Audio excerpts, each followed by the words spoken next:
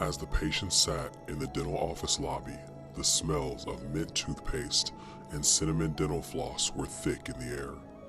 A pudgy receptionist with long yellow acrylic nails ushered the patient to a small, quiet room at the back of the office, where the dentist was already waiting.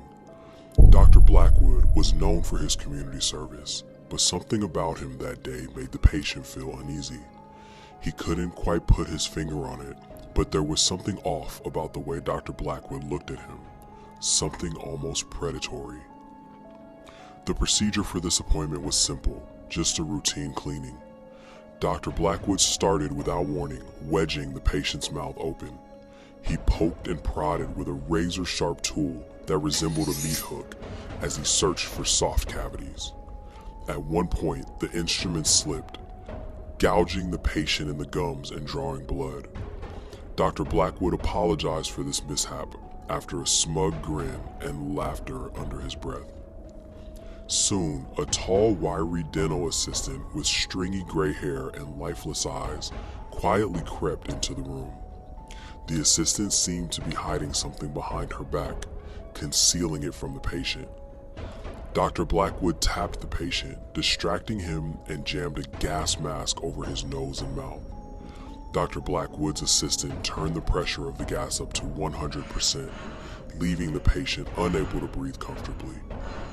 The gas smelled stale, and the fumes were thick and heavy in the patient's chest, like the exhaust from a diesel truck. The patient began to feel dizzy and sleepy. With eyes half closed, the patient saw the assistant pass a long, thick, razor-sharp needle syringe to the dentist. The cartridge half filled with clear Novocaine anesthetic and half filled with bright green bubbling liquid acid. The dentist inserted the entire needle into the patient's mouth over and over again, wiggling the needle around as he tried to find a nerve. After sticking the nerves, the dentist administered the last and most painful shot deep into the roof of the patient's mouth.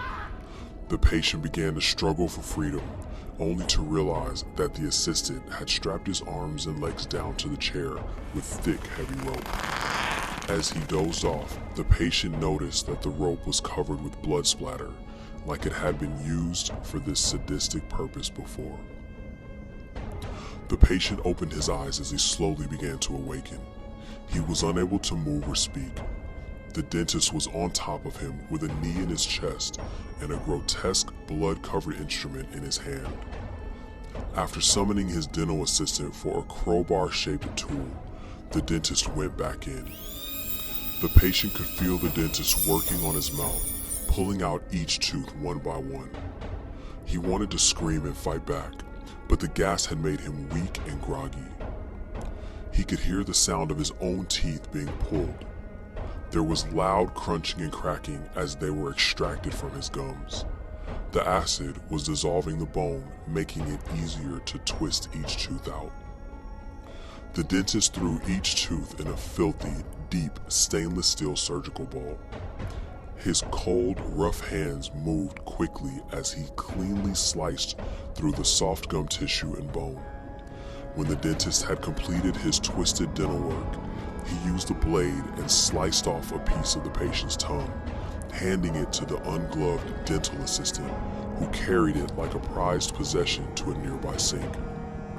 The pain was unbearable.